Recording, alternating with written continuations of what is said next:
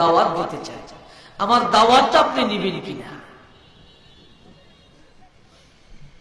আমার নবী চুপ করে থাকিয়া বললেন, ইহুদিরে তুমি যদি দাওয়াত দাও আমি তোমার দাওয়াত নিতে রাজি, তবে কোন দিন? বলল, আগামী দিন আমার ঘরে আপনার দাওয়াত। নবী যথা সময়ে চলে গেলেন, কিন্তু গিয়ে দেখে ইহুদি নবীকে দাওয়াত দিয়া বাড়ি নাই। নাউজুবিল্লাহ বলবেন না? ইহুদি নবীকে দাওয়াত দিয়া বাড়ি নাই, বাড়ি থেকে চলে যায়। সারাটা দিন নবী অপেক্ষা করে বিকাল বেলায় চলে আসলেন। কয়েকদিন পরে আবার নবী জলসার মধ্যে আলোচনা করেন। ইহুদি আমার নবীর খেদমতে দাঁড়িয়ে বলেন, ইয়া রাসূলুল্লাহ গো, আমি আর একটা বার আমার ঘরে আপনাকে দাওয়াত দিতে চাই, আমার দাওয়াতটা নিবেন কিনা? নবী কিছু না বলে বললেন, দ্বিতীয়বার যদি দাওয়াত দাও আমি রহমাতুল লিল আলামিন রাগ করব না, তোমার দাওয়াত নিতে রাজি।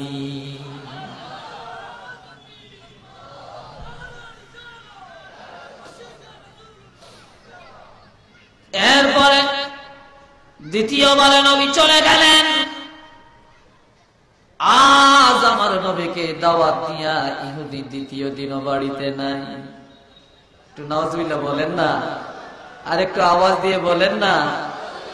নবী নাই, ইহুদি নাই, নবী ঘোরাফেরা করছেন। সারাটা দিন নবী অপেক্ষা করিয়া বিকাল বেলায় আবার আমার নবী ঘরে ফিরে আসলেন।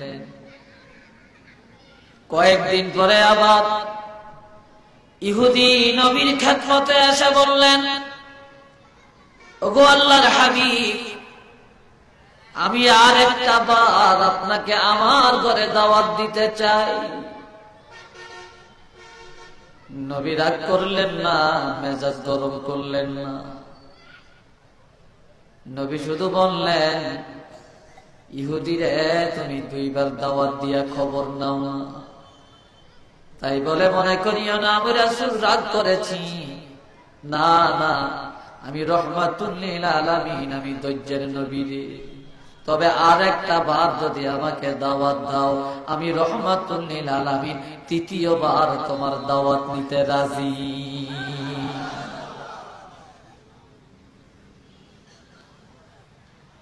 তৃতীয়বার চলে গেল। রাখেন, তৃতীয় দিনে নবী চলে গেলেন। কিন্তু আজকে ইহুদি বাড়ি থেকে যায় না। ইহুদি বাড়ির আঙ্গিনা দাঁড়িয়ে দাঁড়িয়ে কান্দে, আমার নবীজির খেদমতে আরজ করে, নবীর কদমের উপরে পড়িয়া কান্দে আর বলে, ইয়া রাসূলুল্লাহ গো, গত 2টা দিন আমি আপনাকে দাওয়াত দিয়া খবর নিতে পারি না। আমি দাওয়াত দিয়া বাড়ি থেকে চলে যাই, আমি চরম অন্যায় করেছি, আমাকে ক্ষমা করে দেন। তবে নবী গো, আমি তাওরীত কিতাব পড়তে জানি। তাওরীত কিতাবের মধ্যে আমি দেখেছি যিনি শেষ নবী হবেন, রহমাতুল লিল আলামিন নবী হবেন, ওই নবীর ধৈর্য এত বেশি হবে, তাম জগতের মানুষের ধৈর্যকে যদি একটা পাল্লায় দেওয়া হয়, আর রহমাতুল লিল আলামিন নবীর ধৈর্যকে যদি আর একটা পাল্লায় দেওয়া হয়, তারপরেও শেষ নবীর রহমাতুল লিল আলামিন নবীর ধৈর্যের সমতুল্য হবে না।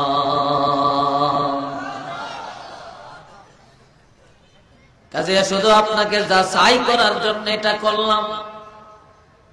এ নবী বিশ্বাস হয়ে গেল আপনার জানুর নবী, বিশ্ব নবী, মহানবী, আল্লাহর হাবিব, আর কোন সন্দেহ রইল না।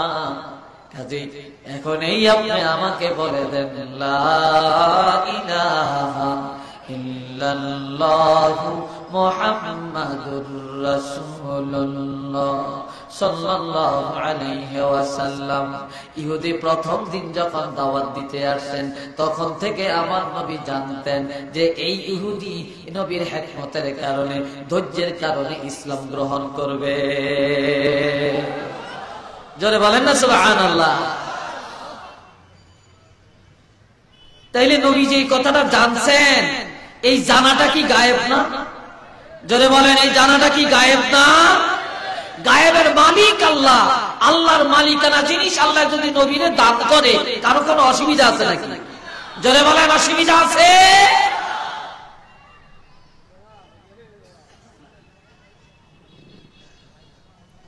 বন্ধুরা রে আমার, তাহলে এই দিনের দায়ী হওয়ার জন্য চারটা গুণ থাকা লাগবে। এক নম্বরে তেলাওয়াতের গুণ থাকা লাগবে, কোরআন বুঝা লাগবে, কোরআন হাদিসের ইলম তার ভিতরে থাকতে হবে। দুই নম্বরে তালিমের গুণ তার মধ্যে থাকতে হবে। তিন নম্বরে হিকমার গুণ তার মধ্যে থাকা লাগবে। চার নম্বরে আত্মশুদ্ধির জ্ঞান থাকা লাগবে। যার সোহবতে গেলে, যাদের সম্মুখে গেলে, যাদের চেহারা মোবারকের দিকে নজর দিলে আল্লাহর ভয় আসে, মানুষ ওলি আল্লাহ হয়ে যায়। মানুষের দুনিয়ার অন্যায় অনাচার গুলো তাদের থেকে দূর হয়ে যায়। এমন গুণ তার মধ্যে থাকা লাগবে। এই চারটা গুণ যার মধ্যে আছে, সে দিনের দাঁড়ি হতে পারে। এই চারটা গুণ যার মধ্যে আছে, সেই লোকটি আল্লাহর ওলি হয়ে কবরে যায়। আর যদি সঠিকভাবে তালাশ করা হয়, তাহলে বাবাজিরা এই চারটা গুণ আল্লামা সাহেব কেবলা রহমতুল্লাহি আলাইহির মধ্যে ছিল। এই চারটা গুণ সারসিনার হযরত মাওলানা নেসারউদ্দিন রহমতুল্লাহি আলাইহির মধ্যে ছিল। এই চারটা গুণ জৈনপুরের হযরত মাওলানা কারামত আলী জৈনপুরীর মধ্যে ছিল। এই চারটা গুণ পুরপুরা শরীফের হযরত মাওলানা আবু বকর সিদ্দিকী আল কুরাইশি রহমতুল্লাহি আলাইহির মধ্যে ছিল। চিল্লায়া বলেন না মারহাবা, আরো জোরে বলেন মারহাবা।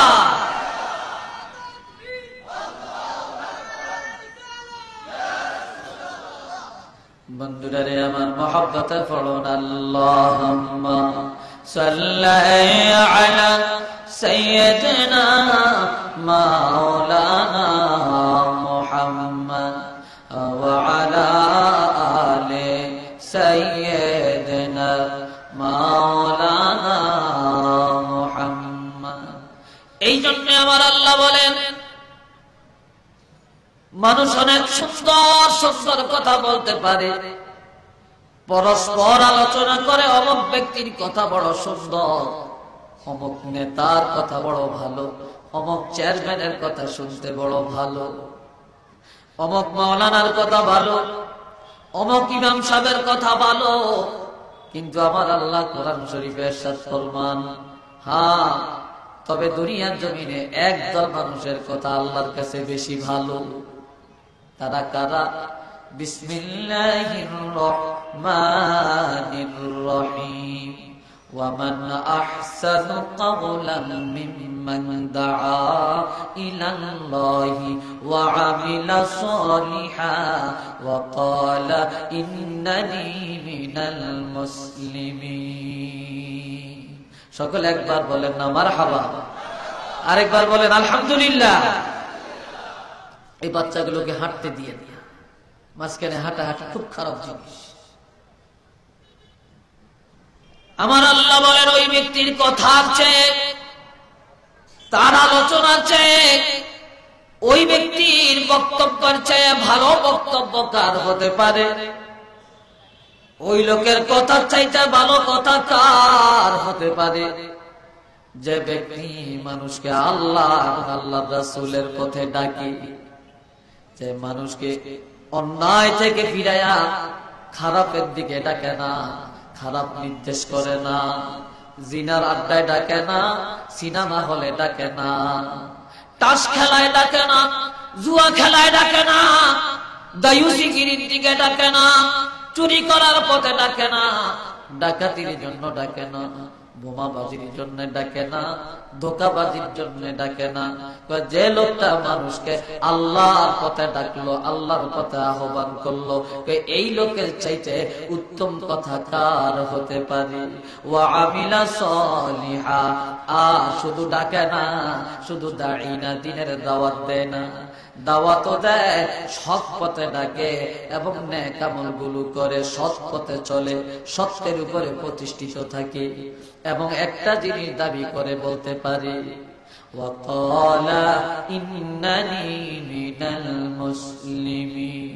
যে ব্যক্তি দাবি করে বলতে পারে আমি বিয়ানীবাজার থানার মধ্যে সিটারি করি না, আমি এই জগতের মধ্যে হীন হায়াতে বাটপারি করি না, আমি কারো প্রতি জুলুম করি না, আমি সন্ত্রাস না, আমি ওলি আল্লাহর দুশমন না, আমি কোরআনের দুশমনি করি না, আল্লাহর সাথে দুশমনি করি না, আল্লাহর আইনের খেলাফ চলি না, নবীর আদর্শের বিরোধিতা করি না। যে লোকটা দাবি করে বলতে পারে ওয়াকালা ইন্নানি মিনাল মুসলিমিন, যে দাবি করে বলতে পারে আমি একজন খাঁটি মুসলমান, যে নিজেকে মুসলমান দাবি করতে পারে, এই দাবিটাই আমার আল্লাহর কাছে সবচেয়ে দামি কথা। চিল্লায়া বলেন না সুবহানাল্লাহ। আমরা অনেক কিছু দাবি করতে পারি, কিন্তু আমি একজন খাঁটি মুসলমান, এই দাবি করার যোগ্যতা আমরা হারিয়ে ফেলেছি। কি বলেন, এই যোগ্যতা আছে আমাদের? এই যোগ্যতা আমাদের মধ্যে নেই। এই যোগ্যতা যাদের মধ্যে ছিল আমার ভাইরা, তারা আস্তে আস্তে চলে যাইতেছেন বা চলে গেছে। কিন্তু যেই সিট খালি হয়, এই সিট আর কোনোদিন পুরা হয় না। কি বলেন, হয়? আর কোনোদিন পুরা হয় না। এই জন্য আমার ভাইয়েরা, আমার আল্লাহ কোরআন শরীফের আর এক জায়গায় বলেন, আমি যে আয়াতটা পড়ছি এই আয়াতের ব্যাকগ্রাউন্ড বলতেছি, এই আয়াতের মুওয়াফিকে, এই আয়াতের মাথাতে আমি আলোচনা উপস্থাপন করছি।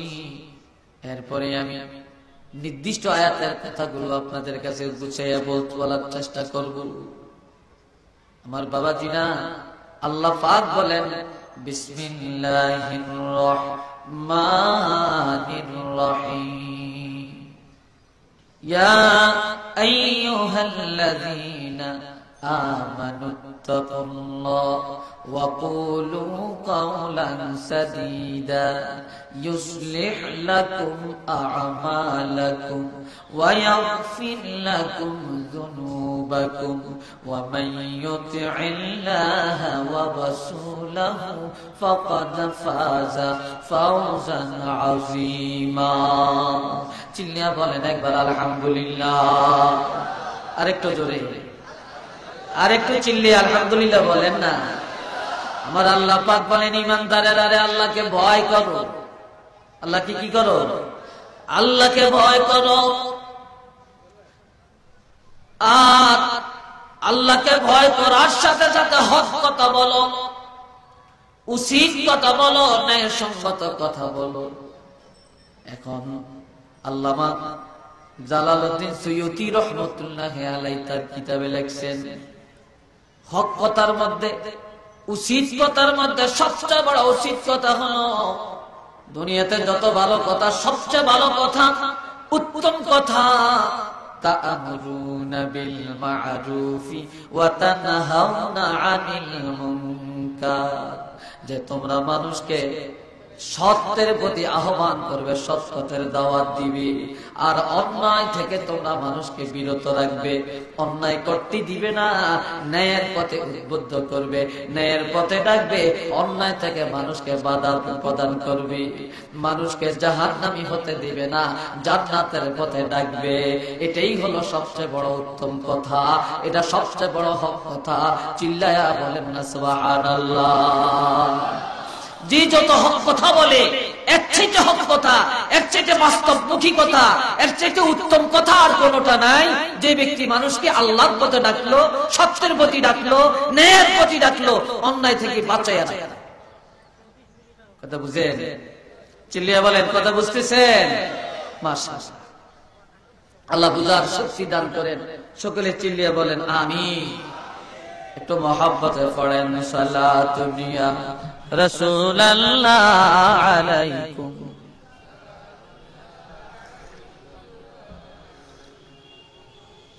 মোহাব্বতে পড়েন আল্লাহুম্মা সাল্লি আলা মাওলানা মুহাম্মদ ওয়া আলা আলি সাইয়্যিদিনা মাওলানা। এজন্য আমার আল্লাহ পাক বলেন ওয়াকুলু কাওলান সাদীদা, হক কথা বলো, উচিত কথা বলো, ন্যায়সঙ্গত কথা বলো, অর্থাৎ মানুষকে সত্যের দিকে ডাকো, অন্যায় থেকে জাতিকে ফিরাইয়া রাখো। তাহলে ইউসলিহ লাকুম আ'মালাকুম। কষ্ট হয় নাকি আপনার ভিতরে? দুই একজনের মাঝে মাঝে কথা বলছেন, স্বাধীনভাবে কিছু মানুষ উঠেন আর বসেন, এটা আবার আমি পছন্দ করি না। এটা তো আল্লাহর কোরআনের মজলিস।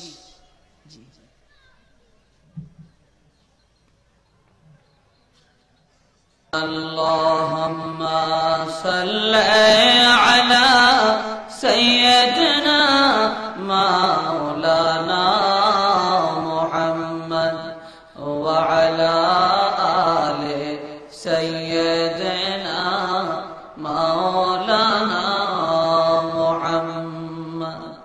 দুইটা কাজ যখন মানুষের ঠিক হয়ে যায়, কয়টা কাজ? আমার দিকে চান, কয়টা দায়িত্ব? দুইটা দায়িত্ব যখন ঠিক হয়ে যায়, এক নম্বরে আল্লাহর ভয়, দুই নম্বরে নিজের সৎ পথে চলে, অন্যকে সত্যের প্রতি দাওয়াত দেয়, আল্লাহর পথে ডাকে, রাসূলের তরিকায় ডাকে, অন্যায় থেকে ফিরাইয়া রাখে, তখন আল্লাহ রাব্বুল আলামিন অন্যান্য যত আমলের মধ্যে ত্রুটি আছে, যত নোকসানি আছে, আমার আল্লাহ বলেন ইউসলিহ লাকুম আ'মালাকুম, সমস্ত তোমাদের আমলগুলো আমার আল্লাহর পক্ষ থেকে ঠিক হয়ে যাবে, শুদ্ধ হয়ে যাবে। কোন আমলের মধ্যে অভাব থাকলে অভাব দূর হয়ে যাবে, কোন ক্ষতিগ্রস্ত থাকলে, ভুলের মধ্যে থাকলে সংশোধন হয়ে যাবে। সুবহানাল্লাহ বলেন। ওয়া ইয়াগফির লাকুম যুনুবাকুম, আর আল্লাহ পাক তোমাদের গুনাহগুলি মাফ করে দিবেন। ওয়া মান ইউতি'ল্লাহ, যে ব্যক্তি আল্লাহর হুকুম মানলো, ওয়া রাসূলা, রাসূলের পাকের আনুগত্য স্বীকার করলো, নবীর সুন্নাত তরিকায় আমল করলো, নবীরে মহব্বত করলো, আমার নবীরে মানিয়ে নিল, আমার আল্লাহ বলেন ফাকাদ ফাজ, অবশ্যই সে কামিয়াব হয়ে গেল। ফাওজান আযীমা, সে মহা বিজয় লাভ করলো। দুনিয়াতে সে বিজয় লাভ করলো, মউতে বিজয় লাভ করলো, কবরে বিজয় লাভ করলো, কিয়ামতের ময়দানে এ লোকটা হাসতে হাসতে মিনান নাবিয়িনা ওয়াস সিদ্দিকিনা ওয়াস শুহাদাই ওয়াস সালিহিনদের সঙ্গে জান্নাতি হবে। চিল্লায়া বলেন না সুবহানাল্লাহ। আরেকটু জোরে বলেন। এই জন্য দিনের দাঈ যিনি হবেন, হাদি যিনি হবেন, আল্লাহর দরবারে তার মর্যাদা বেশি। জোরে বলেন, বেশি না কম? আরো চিল্লিয়া বলেন, বেশি না কম? তার দাম অনেক বেশি।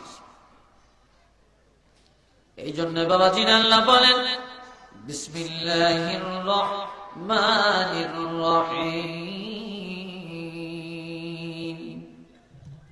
কুনতুম খায়রা উম্মাতিন أخرجت للناس تأمرون بالمعروف وتنهون عن المنكر وتؤمنون بالله। চিল্লিয়া কর মারহাবা। আমার আল্লাহ বলেন কুনতুম খায়রা উম্মাতি, তোমরা হলে এমন একটি উত্তম জাতি। কুনতুম খায়রা উম্মাতিন উখরিজাত লিন-নাস, তোমাদেরকে নিয়োগ দেওয়া হয়েছে,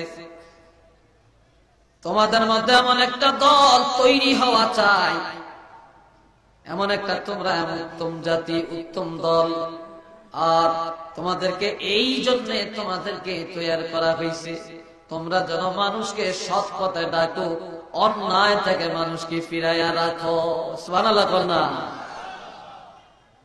তাইলে উত্তম জাতি। আর দুনিয়ার জমিনে যত নবী আল্লাহ পাঠাইছেন, সমস্ত নবীদের চাইতে আখিরি জামানার নবীর উম্মতের মর্যাদা সবচেয়ে বেশি না কম? একটু চিল্লিয়া বলেন। কিয়ামতের ময়দানে আমার নবীর আগে কেউ জান্নাতে যাবে না, আমার নবীর উম্মতের আগেও কেউ জান্নাতে যাবে না। জান্নাতের মতো জলসা হবে, ওই জলসার মধ্যে আমাদের প্রাণের নবীর উম্মতেরা সকলের আগে আগে বসবে। এই জন্য আমার আল্লাহ বলছেন তোমরা হলো একটা উত্তম জাতি। মারহাবা কর না। উখরিজাত লিন্নাস, মানুষের জন্য, জগতের মানুষের আত্মশুদ্ধির জন্য তোমাদের বের হয়ে যাওয়া উচিত, যে তোমরা মানুষদেরকে তা'মুরুনা বিল মা'রুফ, তোমরা মানুষদেরকে ন্যায়ের পথে আহ্বান করবে, ভালো পথের ডাক দিবে, আল্লাহর দিকে ডাকবে, অন্যায় থেকে ফিরাইয়া রাখবে। যে লোকটা, ওই লোকটি সমাজের মধ্যে সবচেয়ে ভালো মানুষ, উত্তম মানুষ, যে মানুষটা কোন মুসলমান ভাইকে অন্যায় থেকে ফিরাইয়া রাখে এবং সৎ পথে আহ্বান করে। এই কারণে হাদিসের মধ্যে আছে কিয়ামতের ময়দানে মুয়াজ্জিন সাহেব, মসজিদের মুয়াজ্জিন, যদিও গরিবের সন্তান, যদিও তার বেতন কম, কিন্তু মুয়াজ্জিনের মাথা সকলের উপরে থাকবে। কেননা মুয়াজ্জিন দৈনিক 5 বার মানুষকে আল্লাহর পথে, কল্যাণের পথে আহ্বান করে। চিল্লায়া বলেন না সুবহানাল্লাহ।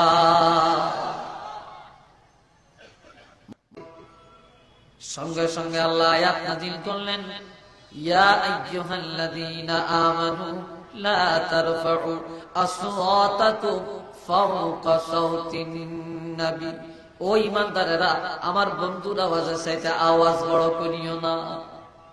এটা আল্লাহর পক্ষ থেকে আল্লাহ হুঁশিয়ার করে দিলেন। তার কয়েকদিন পরে হযরত আবু বকর নবীন করে গেলেন, যায়া শুনলেন হযরত আম্মা জান আয়েশা সিদ্দিকা আল্লাহর হাবিবের সঙ্গে কথা বলতে যায়া আওয়াজটা একটু বড় বড় করে কথা বললেন। আবু বকর সিদ্দিকের সহ্য হলো না, ঘরে যায়া হযরত আয়েশা সিদ্দিকাকে একটা থাপ্পড় মারার জন্য দৌড়াইয়া গেলেন।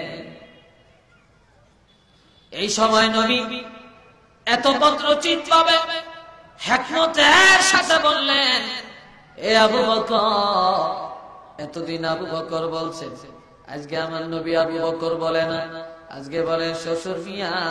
আপনি না আমার শ্বশুর, আপনি জামাইয়ের বাড়িতে, জামাইয়ের ঘরে আসছেন, মেয়ের বাড়িতে বেড়াতে আসছেন, দামানের ঘরে আসছেন।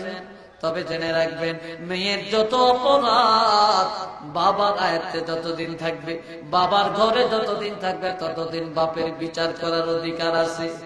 আর জামাইয়ের ঘরে যখন মেয়ে চলে যায়, দামানের বাড়ি যখন চলে যায়, তখন বাবার বিচার করার অধিকার আল্লাহ দেয় না। আমি রাসূলুল্লাহর বিচার করার অধিকার আছে, এখন আপনার বিচার করার অধিকার নাই। চিল্লায়া বলেন না সুবহানাল্লাহ।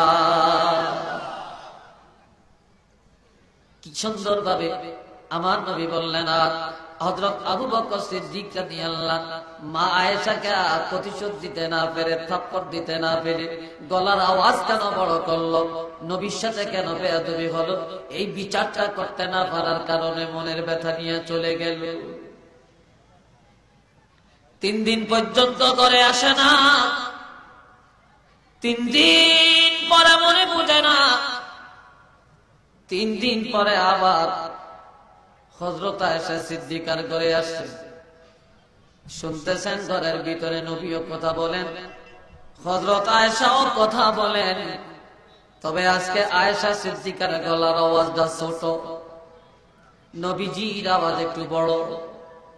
হযরত আবু বকর বললেন, ইয়া রাসূলুল্লাহ, আপনাদের 2 জনের পরামর্শ সবার মধ্যে আসতে পারি কিনা? নবীজি বললেন, আসো। হযরত আবু বকর সিদ্দিক রাদিয়াল্লাহু ঘরে ঢুকলেন। নজর করে দেখেন আয়েশা কত খুশি, আমার নবী কত খুশি। আনন্দ চিত্তে বললেন, ইয়া রাসূলুল্লাহ গো, 3 দিন আগে এসে মনের ব্যথা নিয়ে চলে যায়, 3 দিন পরে এসে আপনাদের 2 জনের মনের আনন্দ দেখে আমি আবু বকর আমার মনের ব্যথা গুলো ভুলে যাই। একটু চিল্লিয়া বলেন না সুবহানাল্লাহ। কি হিকমত! আমার নবী আমার হিকমতের সাথে দুইজনের মধ্যে দ্বন্দ্ব পর্যন্ত মিটাইয়া দিতেন। একদিন আম্মা জান হযরত আয়েশা সিদ্দিকার ঘরে ছিলেন। হযরত আয়েশার ঘরের থেকে সকাল বেলায় চলে গেলেন, কিন্তু বিকালে আয়েশার ঘরে আসবে কি আসবে না এটা হযরত আয়েশার কাছে নবী বলেন না। কিন্তু আয়েশা সিদ্দিকা ভাবলেন আজকে হয়তোবা নবী আবারও আমার ঘরে আসবে। নবী এক এক দিন এক একজন বিবির ঘরে কাটাইতেন। হযরত আয়েশা সিদ্দিকা আমার নবীর জন্য কিছু সুস্বাদু খাবার তৈরি করলেন, হালুয়া তৈরি করলেন। হালুয়া বানায়া বসে রয়েছেন, নবী আসবেন, নবীকে নিয়ে একত্রে হালুয়া খাবেন। কিন্তু নবী আসেন না, রাত্র হয়ে গেল। হযরত আয়েশা নবীকে তালাশ করতে করতে গিয়ে দেখেন হযরত হাফসা রাদিয়াল্লাহর ঘরের মধ্যে নবী অবস্থান করছেন। ইয়া বলতেছে, ইয়া রাসূলুল্লাহ, আপনি আমার ঘরে যাবেন মনে করে আপনার জন্য ভালো খানা তৈরি করেছিলাম, কিন্তু আপনি আমার ঘরে গেলেন না। আমার ঘরের খানা কে খাবে? নবী বলে, এগো আয়েশা, আজকে তোমার ঘরে থাকার পালা নয়, আজকে পালাক্রমে হযরত হাফসার ঘরে থাকার কথা। তোমার ঘরে যাওয়া হবে না। হালুয়া খাওয়াইতে বলে হযরত হাফসার ঘরে আনিয়ে খাওয়াইয়া দিতে পারো। মা আয়েশা চলে গেলেন হালুয়ার পাত্র নিয়া হযরত হাফসা রাদিয়াল্লাহর ঘরের মধ্যে আসলেন। নবী বলে, আয়েশা হালুয়া তৈরি করেছে কে? বলে আমি। এগো আয়েশা, তো সুন্দর হালুয়া, তুমি খেয়েছো কিনা? বলে না। কয় তুমি খাও, আমিও খাই, আসো একসাথে খাই। নবী পরীক্ষা করেন আয়েশা কি করে। এ সময় হযরত আয়েশা হালুয়ার পাত্রের মধ্যে হাত দিয়ে হালুয়া নিয়ে মুখের কাছে নিছি, হা করেছে মুখের ভিতরে দিবে। আল্লাহর হাবিব খপ করে হযরত আয়েশা সিদ্দিকার হাতের মধ্যে ধরে ফেলছে। নবী বলল, আয়েশা, আজকে তুমি বিরাট একটা সর্বনাশ করলা। নবী গো, আপনারা বলছেন খাওয়ার জন্য, আমি খাইতে বলছি, তবে আমি তোমাকে একটু পরীক্ষা করলাম যে তুমি কি বিবেকটা খাটাইয়া চলো। তুমি কার ঘরে বসে হালুয়া খাইতেছ? কয় হাফসার ঘরে। কয় তুমি যে হাফসার ঘরে বসে হালুয়া খাও, হাফসা না তোমার বোন? হাফসাকে দাওয়াতটা না দিয়া তুমি কেমনে খাইতে শুরু করলা? সুবহানাল্লাহ কন্যা। এখন তো হাফসা হযরত আয়েশার টনক লড়ছে। বলে, যাও হাফসাকে আগে দাওয়াত দাও। হাফসার কাছে দিয়া বলে, বোন আসো, নবীর সাথে আমরা দুইজনে একত্রে হালুয়া খাবো। হাফসা বলে, না আমি খাবো না। বলে, কেন? কয়, খাবো না।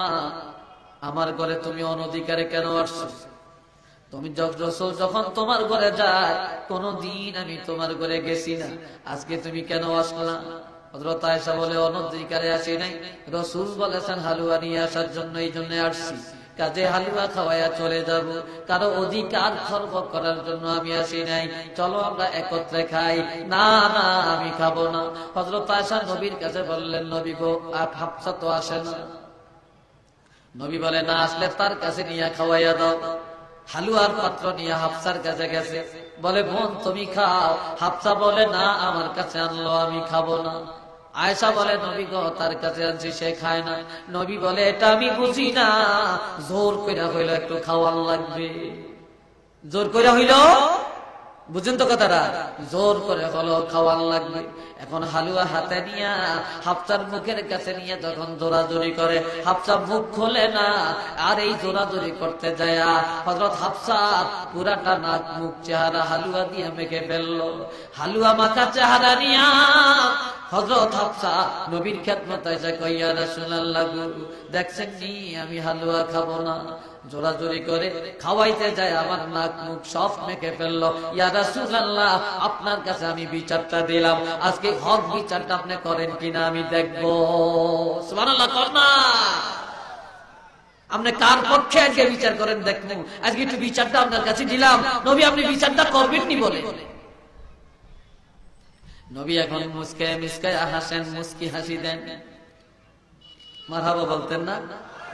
নবী মুস্কি হাসি দেন আর বলে, হাফসা আমি বিচার জানি, তবে আজকের বিচার আমি করলে তোমার মন মতো হবে না। আজকের বিচারটা আমি তোমার মাধ্যমে তোমারে দিয়া করাবো। কয় নবী আমি কেমনে বিচার করব? কয় সেই গাইডলাইনটা একটু বলে দেন না। নবী বলেন, ও হাফসা, আয়েশা যে পাত্র থেকে হালুয়া নিয়ে তোমার মুখ মালিশ করে দিল, ওই পাত্রের মধ্যে হালুয়া আর আছে কিনা? কয় হ্যাঁ, এখনো তো হালুয়া আছে। কয় তুমি আবার কতটুকু হালুয়া হাতে লইয়া হযরত আয়েশা সিদ্দিকার মুখের মধ্যে মালিশ কইরা দিলে তো বিচার হইয়া যা। এটা জোরে বলেন না মারহাবা। এবার দৌড়ে যায়া হালুয়া হাতে নিয়ে হযরত আয়েশা সিদ্দিকার মুখের মধ্যে মালিশ কইরা দিতে, আর একটু বেশিও দিছে। আগে তো শুধু মুখে দিছে, এবার আয়েশার মাথার মধ্যে পর্যন্ত দিয়ে দিছে। এখন হযরত আয়েশা কই, ইয়া রাসূলুল্লাহ, হাফসা আপনার কাছে বিচার চাইছে, আপনি হাফসারে বিচারের দায়িত্ব দিয়েছেন, দেখছেন নি হাফসা আমারে কি করছে নবী গো? নবী কয়, কথা বাড়াইও না, কথা বাড়াইও না, যাও দুজনে যা মুখ ধুইয়া আসো। মুখ ধুইয়া আসছে, দুই মুখ দিয়ে আসার পরে হযরত হাফসা গেল এখন টেরিয়ে টেরিয়ে চায় আকেল মুসকাইয়া আসে। নবী বলে, হাফসা তোমার বিচারটা হয়েছে নি? কয় হুজুর উচিত বিচার হয়ে গেছে। আল্লাহর হাবিব বলেন, আজকের বিচার যদি আমি নিজের হাতে করতাম তোমার মন মতো হতো না। তুমি বলতা আমি আয়েশার পক্ষপাতিত্ব করেছি, এই জন্য তোমার দিয়া বিচারটা করাইলাম, এই জন্য সংক্ষেপে সারিয়ে গেলাম, তোমার মন মতো হয়ে গেল, এখন কি করবা? কয়, ইয়া রাসূলুল্লাহ আপনি যা বলেন। কয় বসো। যখন বসে বলে হালুয়া খাও। কয় নবী আপনি খাবেন নি? কয় খাবো। এবার নবীও খায়, আয়েশাও খায়, হাফসাও খায়। আমার নবী যখন খানা মুখের কাছে আনে, হযরত আয়েশা খাপ দিয়া নিয়ে খেয়ে ফেলে, আবার হাফসা নিয়ে নবীর থেকে কেড়ে নিয়ে খেয়ে ফেলে। আবার যখন হাফসা খায়, আমার নবী টান দিয়ে আইনা হাফসার মুখের খানা খেয়ে ফেলে, আয়েশার হাত থেকে খানা নিয়ে খেয়ে ফেলে। এইভাবে আমার প্রাণের নবী উভয়ের মধ্যে দ্বন্দ্ব মিটিয়ে দিলেন। আনন্দের মজলিসে আনন্দ করলেন, বিবিদেরকে নিয়ে উল্লাস করলেন, চিল্লিয়া বলেন না সুবহানাল্লাহ। আর মাঝে মাঝে বিবিদেরকে নিয়ে এইভাবে উল্লাস করা, এটাও দ্বীনের খেদমতের, দ্বীনের দাওয়াতের মধ্যে অন্তর্ভুক্ত। সুবহানাল্লাহ। কষ্ট হয়, জোরে বলেন কষ্ট হয়। মাশাআল্লাহ, আল্লাহ বুঝার তৌফিক দান করুক, সকলে বলেন আমিন। আরেকটু জোরে বলেন না আমিন। এই জন্য আমার ভাইরা, আমার আল্লাহ বলেন, কুনতুম খায়রা উম্মাতিন উখরিজাত লিন-নাস তা'মুরুনা বিল মা'রুফ। তোমরা হলো উত্তম জাতি, তোমরা ভালো মানুষ, তোমাদের মধ্যে উত্তম জাতি আর নাই। উত্তম জাতির সর্বোত্তম কাজ হইল, কি হইল? সর্বোত্তম কাজ হলো মানুষের জন্য তোমাদের তৈরি হওয়া উচিত যে তোমরা মানুষদেরকে সত্যের পথে রাখবে, সৎ পথের আহ্বান করবে, অন্যায় থেকে সমাজকে বাঁচিয়ে রাখবে, মানুষকে বাধা দিবে। ওয়াতুমিনুনা বিল্লাহ, আর আল্লাহর উপরে ঈমান আনবে, আল্লাহকে বিশ্বাস করবে। সুবহানাল্লাহ। কারে বিশ্বাস করবে? আল্লাহকে বিশ্বাস করবে। এরপরে আমার আল্লাহ বলেন, ওয়ালাউ আমানা আহলুল কিতাবি লাকানা খায়রাল লাহুম। আলহামদুলিল্লাহ। একটু চিল্লিয়া কর, আপনাকে আওয়াজই নেই, জোরে বলেন আলহামদুলিল্লাহ। আমার বাবাজিরা রে, আমার আল্লাহ বলেন, যদি আল্লাহর উপরে তোমরা ঈমান আনো, এক নম্বরের মুমিনদের উম্মতের দায়িত্ব হলো, এক নম্বরের দায়িত্ব হলো সৎ পথের আহ্বান করা, দুই নম্বরের দায়িত্ব হলো অন্যায় থেকে ফিরে রাখা। কিন্তু এরপরে বললেন ওয়াতুমিনুনা বিল্লাহ, কিন্তু এটা কিন্তু এক নম্বর। এটা কি? যারা বলেন এটা কি? এটা এক নম্বর। দ্বীনের দাঈ হওয়ার জন্য ঈমান শর্ত। শর্ত কিনা? ঈমান শর্ত। কিন্তু এখানে সিরিয়ালে আল্লাহ 3 নম্বরে আনছেন, কিন্তু এটা এক নম্বর। তোমরা যদি ঈমানদার হয়ে থাকো, তোমরা ঈমান, তোমাদের মতো ঈমানদার, ঈমানদারের জন্য 2টা দায়িত্ব হলো উত্তম দায়িত্ব। দুনিয়াতে ওই মানুষটা সর্বোত্তম ও সর্বোত্তম দায়িত্ব পালন করলো, যে মানুষকে সত্যের পথে ডাকলো, মানুষকে দ্বীনের পথে ডাকলো, কোরআন সুন্নাত দিকে আহ্বান করলো, এবং অন্যায় থেকে জাতিকে ফিরাইয়া রাখলো। সুবহানাল্লাহ। এই জন্য হাদিস শরীফের মধ্যে আছে, আন আবি হুরায়রা রাদিয়াল্লাহু তাআলা আনহু قال قال رسول الله صلى الله عليه وسلم من رأى منكم منكرا فليغيره بيده فإن لم يستطع فبلسانه فإن لم يستطع فبقلبه وذلك أضعف الإيمان أو كما قال عليه الصلاة والسلام محبة فرنا اللهم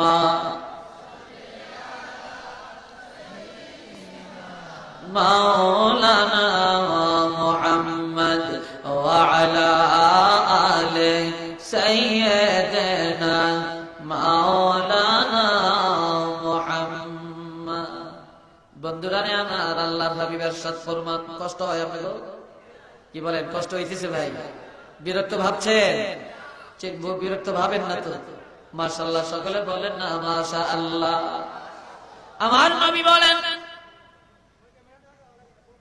যখন দেখবা তোমাদের কোন মুসলমান ভাই কোন দ্বীনী ভাই তোমার মাসলকের কোন ভাই কোন অন্যায় করে কোন নফরমানি করে ধোঁকাবাজি করে পথভ্রষ্ট হয়ে যাইতেছে জাহান্নামী হয়ে যাইতেছে তখন তোমার যদি ক্ষমতা থাকে তাহলে হাত দিয়া তাকে ঠেকাবে কিসের দ্বারা চিল্লিয়া বলেন হাতের দ্বারা ঠেকাবে যেমন আপনার ছেলের উপরে আপনার ক্ষমতা আছে আপনি হাতের দ্বারা তারা ঠেকাইতে পারেন মারিয়া প্রতিশোধ নিয়ে তারা অন্যায় থেকে বাঁচাইতে পারেন কিন্তু সেখানে আদর করা যাবে না মায়া করা যাবে না রে বন্ধুরা আমার আপনার ছোট ভাইয়ের প্রতি আপনার ক্ষমতা আছে আপনার নাতির উপরে ক্ষমতা আছে আপনার বাড়ির উপরে ক্ষমতা আছে যদি আপনার ক্ষমতা থাকে হাতের দ্বারা আপনার দ্বীনী ভাইকে মুসলমান ভাইকে আপনার অধীনস্থকে অন্যায় থেকে ফিরাবেন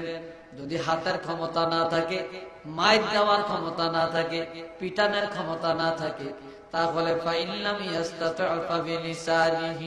তাহলে জবান দ্বারা বলবে মুখ দ্বারা উপদেশ দিবে নসিহত করবে যেটা অন্যায় অন্যায়টা করিও না এইটা অন্যায় এই অন্যায় করলে অপরাধ হবে এই অন্যায়ের কারণে জাহান্নামী হবে তাকে অন্যায় করতে দিও না মুখ দিয়া তাকে উপদেশ দিবে আর যখন মুখ দিয়া বলার ক্ষমতা পাবে না মুখের ক্ষমতা তোমার নাই এত তুমি যদি সাহসীন হয়ে পড়ো তাহলে রাসূলুল্লাহ বলেন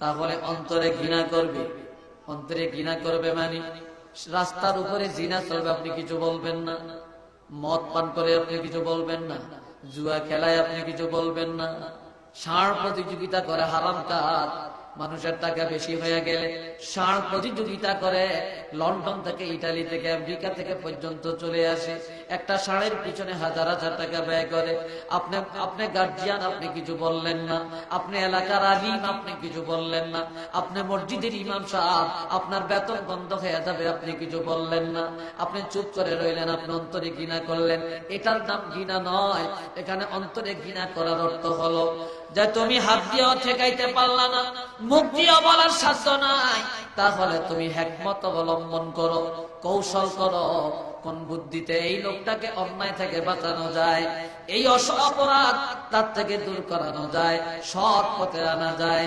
আত্মশুদ্ধ করা যায় সে হিকমত অবলম্বন করা এটা হলো ঘৃণা অন্তরে ঘৃণা করা মানে গোপনে গোপনে অন্যায় থেকে বাঁচানোর উপায় উপলব্ধি করা উপায়গুলো তালাশ করা রাস্তা তালাশ করা যদি এই দায়িত্বটা যে ব্যক্তি পালন করবে আমার রাসূল বলেন সেই ঈমান রক্ষা করলো এটা তার ঈমান রক্ষার সর্বশেষ স্তর চিল্লায়া বলেন না সুবহানাল্লাহ এতটুকু দায়িত্ব যারা পালন করলো না সে যেন তার ঈমান রক্ষা করতে পারলো না আমার রাসূল হাদিসে বলেন কুল্লুকুম রাঈন কুল্লুকুম মাসউলুন আন রাইয়াতিহি প্রত্যেকটা মানুষ একজন অভিভাবক অভিভাবক কিনা চিল্লিয়া বলেন অভিভাবক কিনা প্রত্যেকটা মানুষ একজন অভিভাবক প্রত্যেক অভিভাবককে কিয়ামতের ময়দানে জিজ্ঞাসা করা হবে তুমি সঠিকভাবে তোমার মুরব্বিয়ানা দায়িত্ব পালন করছো কিনা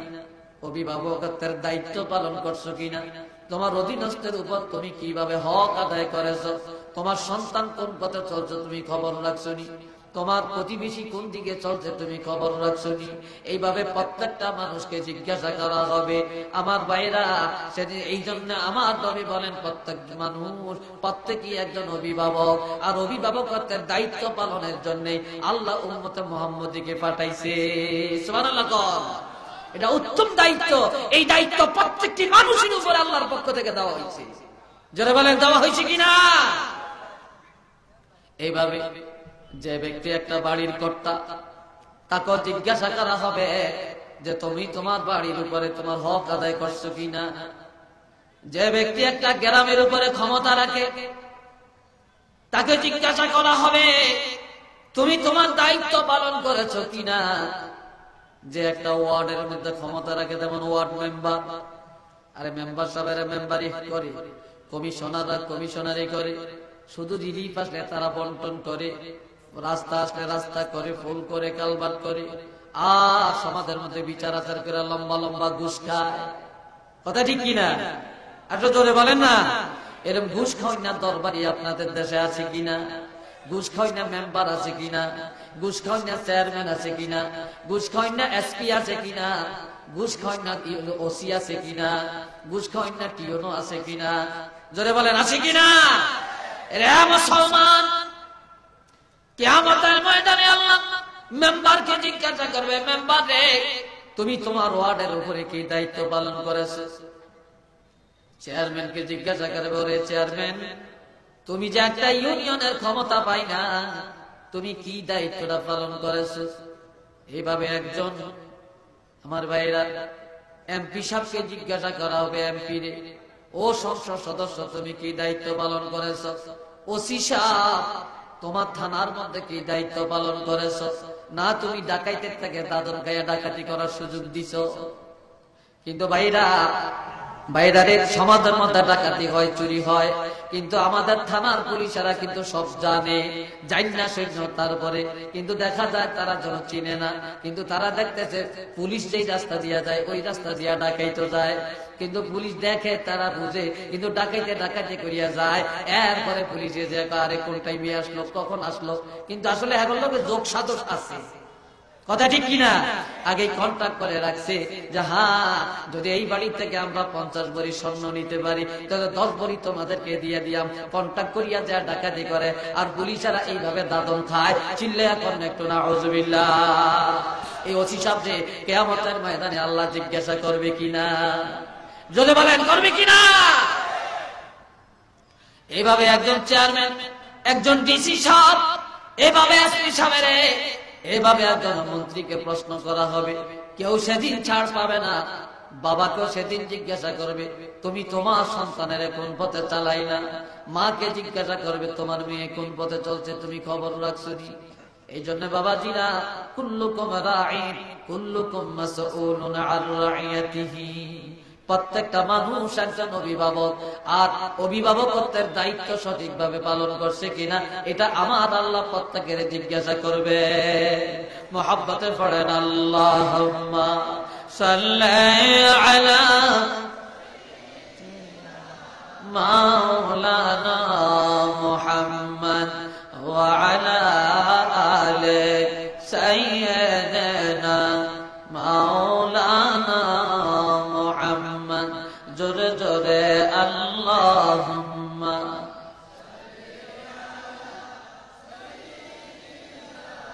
মাওলানা মুহাম্মদ ওয়া আলা আলি সাইয়্যিদিনা মাওলানা মুহাম্মদ। চিল্লিয়া বলেন একবার মারহাবা, আর একবার বলেন আলহামদুলিল্লাহ। আমার আল্লাহ কোরআন শরীফের আরেক জায়গায় বলেন ওয়াল তাকুম মিনকুম উম্মাতুন ইয়াদউনা ইলাল খায়র ওয়া ইয়া'মুরুনা বিল মা'রুফি ওয়া ইয়ানহাউনা 'আনিল মুনকার ওয়া উলাইকা হুমুল মুফলিহুন। তোমাদের মধ্যে এমন একটা দল বের হওয়া উচিত, এমন একটা সংগঠন তৈরি হওয়া উচিত, এমন একটা জাতিটা তোমরা রূপ নেওয়া উচিত যারা মানুষকে সত্যের পথে আহ্বান করবে, অন্যায় থেকে বাধা দিবে, অন্যায় করতে দিবে না। আর যারা এই দুনিয়ার জমিনে নির্বাচন করে, এক দলে বিজয় লাভ করে, আরেক দলে পরাজয় বরণ করে, কিন্তু আমার আল্লাহ বলেন ওই দলের বিজয়টা হলো সবচেয়ে বড় বিজয়। যে লোক দিনের দাঁড়ি হতে পারলো, এই দাওয়াতের দায়িত্ব পালন করলো, দাওয়াতি কাজ হলো সবচেয়ে বড় কাজ। অর্থাৎ যে ব্যক্তি মানুষকে সত্যের পথে আহ্বান করলো, হক পথে ডাকলো, অন্যায় থেকে বাধা প্রদান করলো, আমার আল্লাহ বলেন তারাই বিজয় লাভ করলো, তারা কামিয়াব হয়ে গেল। তারা যেন নিজের নাজাতটা নিজের হাতে করে নিল, কিয়ামতের ময়দানে তারা বিপদে পড়বে না। চিল্লায়া বলেন একবার সুবহানাল্লাহ। এবার জানতে চাই আল্লাহ পাক আমাদের উপরে যে দায়িত্ব দিয়েছেন, নবীর পক্ষ থেকে যে দায়িত্ব আসছে, এই দায়িত্বগুলো আমরা সঠিকভাবে পালন করতে চাই কিনা? একটু হাত ধরে দেখান, আমার আল্লাহ দেখুন। নারায়ে তাকবীর, নারায়ে রিসালাত, তাফসীরুল কোরআন মাহফিল। মাশাআল্লাহ, মুহাব্বতে বলেন লা ইলাহা ইল্লাল্লাহ, লা ইলাহা ইল্লাল্লাহ, লা ইলাহা ইল্লাল্লাহ, লা ইলাহা ইল্লাল্লাহু মুহাম্মাদুর রাসূলুল্লাহ সাল্লাল্লাহু আলাইহি ওয়াসাল্লাম। আমরা বাইরে পিতামাতার উপরে আর একটা দায়িত্ব সন্তানের উপরে আল্লাহ দিয়ে প্রতি দিয়ে দিয়েছে। قال رسول الله صلى الله عليه وسلم مروا أولادكم بالصلاة وهم أبناء 7 سنين واضربوهم عليها وهم أبناء 10 سنين وفرقوا بينهم في المضاجع। ছোট কাল থেকে বাচ্চাদেরকে ট্রেনিং দিতে হয় কিনা? এখন আল্লাহর হাবিব বলেন, যখন তোমাদের সন্তানটা 7 বছর হবে, কয় বছর? জোরে বলেন না, আর একটু চিল্লিয়ে বলেন না। 7 বছর বয়স হবে, তখন তাদেরকে সাথে সাথে রাখিয়া তাদেরকে নামাজের ট্রেনিং দিবে, নামাজের অর্ডার দিবে, তাদেরকে শরীয়ত শিক্ষা দিবে, তাদেরকে বাস্তবতা শিক্ষা দিবে, কোনটা ন্যায় কোনটা অন্যায় তাদেরকে ট্রেনিং দিবে। সুবহানাল্লাহ, কন্যা কি দিবে? তাদেরকে ট্রেনিং দিবে। ওয়াদরিবুহুম আলাইহা ওয়া হুম আবনাউ 10 সিনিন।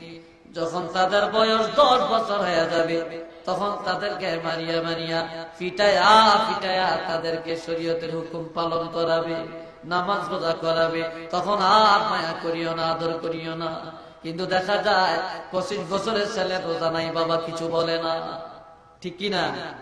আরে লন্ডনী ছেলে লন্ডন থেকে আসে, 3 সন্তানের বাবা, দিনের 9টা পর্যন্ত ঘুমায়, মাশাআল্লাহ, বাবাও কিছু বলে না, মায়ও কিছু বলে না। আরো আদর করিয়া বাবা কইয়া ডাকে, এবং আদর করিয়া মায়ের তাদেরকে পাকাইয়া খাওয়ায়, বাবা সুন্দর করে বাজার করে দেয়। কিন্তু এই বাবা মাকে জিজ্ঞাসা করা হবে যে তুমি তোমার ছেলে রুজি খাইলা, তোমার ছেলের লম্বা লম্বা টাকা তুমি খাইলা, কিন্তু তোমার